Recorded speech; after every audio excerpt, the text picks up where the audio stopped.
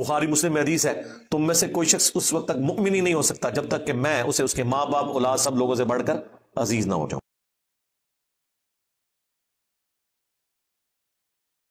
یہ اب اس کی ایک ڈیوائن ریزن بیان ہو رہی ہے، جو اس کی سائنٹیفک ریزن ہے وہ اپنی جگہ ہے۔ الٹیمیٹلی جو سائنٹیفک یا فزیکل فینومینا ہوتا ہے اس کے پیچھے ایک ڈیوائن ریزن بھی ہوتی ہے۔ سائنس اس سے ڈیل نہیں کرتی۔ سائنس آپ کو یہ بتائے گی کہ ٹیکٹونک پلیٹس کی ڈسٹربنس کی وجہ سے زلزلہ آتا ہے، لیکن سائنس آپ کو یہ نہیں بتائے گی کہ یہ ٹیکٹونک پلیٹس جو ہیں ان کے سائزز یہ کیوں اتنے بڑے بڑے، اتنی سائز کی پلیٹس کیوں رکھی ہوئی ہیں، وہ اللہ تعالیٰ نے ڈیفائن کیا۔ اور پھر کس پلیٹ نے کس لیول کے اوپر جا کے ڈسٹربنس کرنی ہے کہ زلزلے کا ایمپلیٹیوڈ اتنا ہونا ہے، ہونے کے بعد تو وہ بتائیں گے کہ یہ ہو گیا۔ یہ کون ڈیسائیڈ کرتا ہے؟ اس کی ریزن بھی وہ بتائیں گے کہ یہ ہوا، لیکن الٹیمیٹلی یہ کیسے ہو گیا، کس نے ڈیفائن کیا کہ اتنے بج کے اتنے منٹ کے اوپر زلزلہ آئے گا، وہ کہتے ہیں it is physical phenomena of nature. یہ قانون قدرت ہے، اور وہ ہماری فیلڈ بھی نہیں ہے۔ سائنس تو سٹارٹ ہوتی ہے فزیکل فینومینا ہونے کے بعد، یا فزیکل فینومینا کے لیے جو فزیکل ریزنز ہیں ان کو ڈیل کرتی ہے، ڈیوائن ریزن کو نہیں۔ لہذا یہ جو آیات کے اندر یا حدیث کے اندر جو اس کا روحانی پہلو بیان ہو رہا ہوتا ہے نا، اس کے ساتھ بالکل اس کو ریلیٹ کرنے کی ضرورت نہیں ہے۔ اللہ تعالیٰ تو کہتا ہے کہ ہم تخلیق کرتے ہیں ماں کے پیٹ میں بچے کو، آپ کے کہنے جی اس کی تو فزیکل ایک ریزن ہے جس کے بعد یہ سب کچھ ہوتا ہے، بھئی بالکل وہ بھی ریزن ہے، وہ اپنی جگہ موجود ہے، لیکن یہ اللہ تعالیٰ ڈیسائیڈ کرتا ہے کہ ہاں اس کو اولاد ملنی ہے کہ نہیں۔ میاں بیوی بالکل ٹھیک ہوتے ہیں، اولاد پھر بھی نہیں ہوتی، ہو بھی جائے وہ کمپلیٹ نہیں ہے، اس میں کوئی نہ کوئی فالٹ رہ جاتا ہے، وہ اللہ تعالیٰ خود ڈیسائیڈ کرتا ہے، اس کے ذریعے آزمایا جائے گا۔ تو ڈیوائن ریزن اپنی جگہ ہے۔ اکثر کہتے ہیں وہ بخاری میں ہے کہ جی جو یہ گرمی ہے وہ جہنم سانس لیتی ہے اس کی بھاپ کی وجہ سے، تو بھئی یہ فزیکل تو آپ کو وہ چیز نہیں بتائی جا رہی، یہ اللہ تعالیٰ کا ڈیسیژن ہے۔ اللہ کو پتا ہے اس نے کس چیز کے ساتھ اسے جوڑا ہوا ہے۔ نبی علیہ السلام نے تو دریائے نیل اور فرات جو ہے وہ آسمانوں کے اوپر بھی دیکھے ہیں، ان کا اب کیا تعلق ہے اس کے ساتھ؟ یہ سب کچھ ڈیوائن معاملات ہے۔ دنیا میں انسان نے وہ کام کر دیے ہیں جو آپ کو ڈیوائن نظر آتے ہیں۔ ہم میں سے کسی نے الیکٹرو میگنیٹک ویوز دیکھی ہیں؟ جنہوں نے ہمیں بتایا انہوں نے بھی نہیں دیکھی ہوئی ہیں، صرف تجربات کے ذریعے یہ چیزیں پتہ چلی ہیں۔ ہم نے سائنٹیفکلی تجربات کے ذریعے چیز ثابت کی ہے کہ یہ ایسے ہوتا ہے، یوں یوں ہوتا ہے۔ سپیڈ آف لائٹ تو بعد میں کیلکولیٹ کی گئی، پہلے تو میتھمیٹیکلی یہ نکالی گئی تھی، میکسویل نے نکال لی تھی، 3 لاکھ کلومیٹر فی سیکنڈ، 1 سیکنڈ میں زمین کے 7 چکر۔ اس کو فزیکلی تو بعد میں میئر کیا گیا، اور جب بعد میں میئر کیا گیا سپیڈ آف لائٹ کو، جب وہ 3 لاکھ کلومیٹر فی سیکنڈ نکلی تو پتا چلا کہ اچھا جو روشنی ہے یہ بھی الیکٹرو میگنیٹک ویوز ہیں۔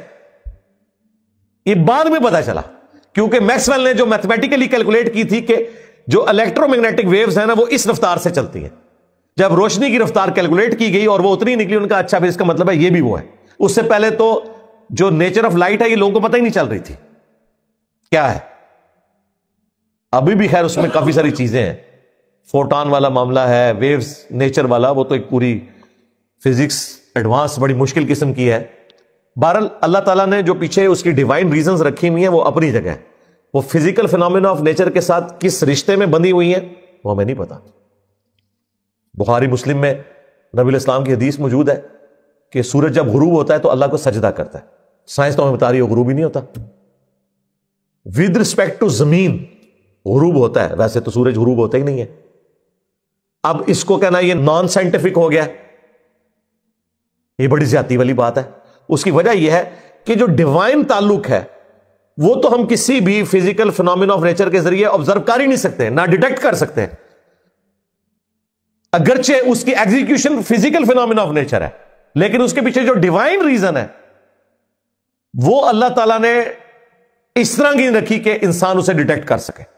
لہذا ان دو چیزوں کو آپس میں اس طریقے سے ریلیٹ نہیں کرنا چاہیے۔ یہاں پر بھی اللہ تعالیٰ نے فرمایا کہ جب کوئی جن، شیطان، فرشتوں کی بات اچک کر بھاگنے کی کوشش کرتا ہے ہم اس کو شہاب ثاقب مارتے ہیں، اور یہ شہاب ثاقب ہمیں نظر آتے ہیں۔ باقی ان کا داغا جانا سائنس آپ کو نہیں بتا سکتی کس وقت شہاب ثاقب داغا جائے گا. جب داغا جاتا ہے تو اس وقت نظر آتا ہے, وہ کہتے ہیں ہاں جی یہ ستارہ ٹوٹ کے الگ ہوا, اس میں سے ایک چٹان ٹوٹ کے الگ ہوئی. اور وہ بھی کیا اللہ کا نظام ہے, جو ایٹماسفیئر اللہ تعالیٰ نے زمین کا رکھ دیا ہے, اتنی لیئرز رکھی ہیں, اس میں ایئر رکھی ہے, ایئر سے رگڑ کھا کے وہ جل کے راکھ ہو جاتی ہے. اگر میگنیٹک فیلڈ ارتھ کی نہ ہو, ایٹماسفیئر نہ ہو, تو یہ تو پتھر آ کے جب گرے نا اتنی بڑی تباہی کریں آپ سوچ نہیں سکتے. چھوٹا سا پتھر کتنی بڑی تباہی کر سکتا ہے. تو اللہ تعالیٰ ان کو راستے میں ہی ختم کر دیتا ہے. وہ اللہ تعالیٰ کی اپنی قدرت ہے. تو اس طرح کی جتنے بھی فزیکل فینومینا ہیں ان کے پیچھے ڈیوائن ریزن اپنی جگہ موجود ہے. باقی جو ڈیوائن ریزن کے ساتھ اور ڈیوائن چیزیں جڑی ہوئی ہیں ان پہ ہم نے صرف ایمان لانا ہے. وہ فزیکلی ہم انہیں ثابت نہیں کر سکتے, نہ کہیں ریلیجن کا کلیم ہے کہ اسے آپ نے ثابت کرنا ہے.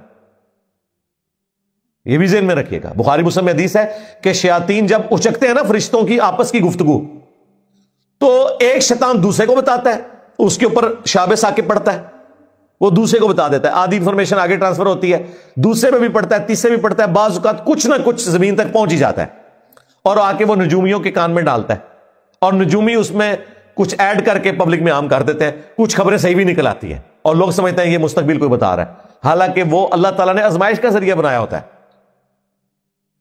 اس لیے ہمیں ستاروں پر ایمان لانے کے لیے یا ایسٹرولوجی کی فیلڈ کو اس اعتبار سے, یہ جو کہتے ہیں جی وہ ستاروں سے یہ ہو جاتا ہے, وہ ستاروں سے نہیں ہوتا, وہ شیاطین آ کے ان کو بتا رہے ہوتے ہیں. وہ تو فیلڈ سائنٹیفک ہے, ایسٹرونومی کی فیلڈ, اس کا کوئی تعلق نہیں اس کے ساتھ کہ کوئی مستقبل پریڈکٹ کر سکے کہ جی ستاروں کی موومنٹ سے فلاں کی تقدیر کے اوپر یہ اثر پڑتا ہے. بالکل نہیں. ڈر جائیں اللہ سے. بخاری مسلم میں حدیث ہے, نبی الاسلام نے غزوہ خیبر کے موقع کے اوپر فجر کی نماز پڑھائی, پھر صحابہ کی طرف متوجہ ہوئے اور فرمایا جانتے ہو ابھی ابھی تمہارے رب نے مجھ سے کیا کہا ہے؟ صحابہ نے کہا اللہ اور اس کا رسول بہتر جانتے ہیں. آپ ذرا اس روحانیت کو فیل کریں. میں تو جب یہ حدیث پڑھتا ہوں, بیان کرتا ہوں, ایک کیفیت طاری ہو جاتی ہے کہ وقت کا پیغمبر آپ کے سامنے ہے اور وہ کہہ رہا ہے کہ جانتے ہو ابھی ابھی تمہارے رب نے تمہارے لیے کیا پیغام بھیجا ہے. تو صحابہ کرام کے ایمان کا لیول کیا ہوگا کہ ڈائریکٹ اللہ کے نبی پر وہی نازل ہوئی ہے کہ آپ اپنے ماننے والوں کو یہ بات بتائیں. تو صحابہ نے کہا اللہ اس کا رسول بہتر جانتے ہیں. تو نبی السلام نے کہا ابھی ابھی تمہارے رب نے مجھے یہ وحی کی ہے کہ میں تمہیں یہ بتاؤں کہ آج کی صبح جو لوگوں نے کی تو دو حالتوں پر کی. ایک وہ طبقہ تھا جس نے کہا کہ فلاں ستارے کی گردش کی وجہ سے فلاں سیارہ فلاں جگہ چلا گیا, اس کی وجہ سے یہ بارش ہوئی ہے رات کو. ان لوگوں نے اپنے رب سے کفر پر صبح کی ہے اور ستاروں پر ایمان لا کر صبح کی ہے. اور ایک وہ لوگ ہیں یعنی کہ نبی الاسلام ان کے صحابہ جنہوں نے اس حال میں صبح کی ہے کہ انہوں نے کہا یہ بارش اللہ کی وجہ سے ہوئی ہے. اب دیکھ لیں آپ کا ہفتہ کیسے گزرے گا. مسلمان بھی پڑھ رہے ہیں ٹی وی چینلز کے اوپر. میں نہیں سمجھتا کہ اس طرح کے پروگرام ٹی وی چینلز کے اوپر چلانے چاہیے. یہ تو بدعت سے بہت آگے جا چکی ہے. یہ تو کفریہ چیزیں ہیں جنہیں ہمارے چینلز کے اوپر پروموٹ کیا جا رہا ہے, لیکن یہ کفر نہیں کسی کو نظر آ رہا کہ اس کا بھی کوئی تدارک کرنا ہے. ڈٹائی کے ساتھ کر رہے ہیں صراحتاً کفر, یعنی گمراہی والی تو بات نہیں, سیدھا سیدھا کفر. ستاروں پر ایمان لا رہے ہیں. تو یہ جو مستقبل پریڈکٹ ہونے والا معاملہ ہے وہ بخاری مسلم میں آیا کہ شیاطین اچک لیتے ہیں فرشتوں سے اور وہ پبلک میں اس طریقے سے عام کرتے ہیں اور وہ جھوٹ اور سچ ملا دیتے ہیں. اس کی وجہ سے لوگ کہتے ہیں کہ یہ ہو گیا, حالانکہ اکثر باتیں جھوٹی ہوتی ہیں, کچھ سچ بھی ہوتا ہے, وہ ٹرانسفر ہوتے ہوتے. لیکن نبی الاسلام پر جب وحی نازل ہو رہی تھی اس وقت اسپیشل ایک پروٹیکشن تھی کہ شیاطین کوئی ایسی بات نیچے نہیں لے کے جائیں گے جس کی وجہ سے وحی میں کوئی ایسا مسئلہ آ جائے. اور وہ آسمانوں کے دروازے جب بند ہوئے, فرشتوں کو روکا گیا, تو پھر انہوں نے آپس میں گفتگو کی. شیاطین کو روک لیا گیا فرشتوں کے ساتھ کسی انٹریکشن کے پوائنٹ آف ویو سے. تو جنہوں نے آپس میں گفتگو کی کہ لگتا ہے کہ کوئی اللہ کی طرف سے بڑا فیصلہ ہو چکا ہے, وہ سورہ الجن میں ہے, سورۃ الاحقاف میں. پھر جنات نے جب نبی الاسلام کو قرآن پڑھتے ہوئے سنا, پھر انہیں پتا چلا کہ اچھا یہ مسئلہ تھا کہ اللہ تعالیٰ نے اپنے پیغمبر کو مبعوث کیا ہے, ان پہ وحی نازل ہو رہی ہے, اس وجہ سے یہ ہمارے لیے آسمان کے دروازے اب بند ہوئے ہیں. اور جس جگہ پہ نبی الاسلام وہ قرآن تلاوت کر رہے تھے نا, اس جگہ پہ پھر مسجد جن بنی ہوئی ہے. اس مسجد کا نام ہی جن رکھا گیا کیونکہ نبی الاسلام مسجد نہیں تھی. نبی الاسلام کسی پیڑ کے نیچے بیٹھ کے قرآن پڑھ رہے تھے اور نبی الاسلام کو بھی نہیں پتا تھا. آیات نازل ہوئی کہ اے نبی تم فرماؤ کہ مجھ پر وہی ہوئی ہے کہ ایک جنوں کا گروہ یہاں سے گزر رہا تھا اور اس نے قرآن سنا اور کہا کہ یہ کتاب ہے جو رشد و ہدایت کی طرف بلاتی ہے. موسیٰ علیہ السلام کے بعد یہ کتاب اب نازل ہوئی ہے، کیونکہ نبی علیہ السلام سے پہلے جو صاحب شریعت ڈومیننٹ پرسنالٹی تھے وہ حضرت موسیٰ علیہ السلام تھے. عیسیٰ علیہ السلام انہی 10 کمانڈمنٹس کو آگے لے کے چلے، اگرچہ عیسیٰ علیہ السلام بھی رسول تھے لیکن شریعت موسوی ہی چل رہی تھی.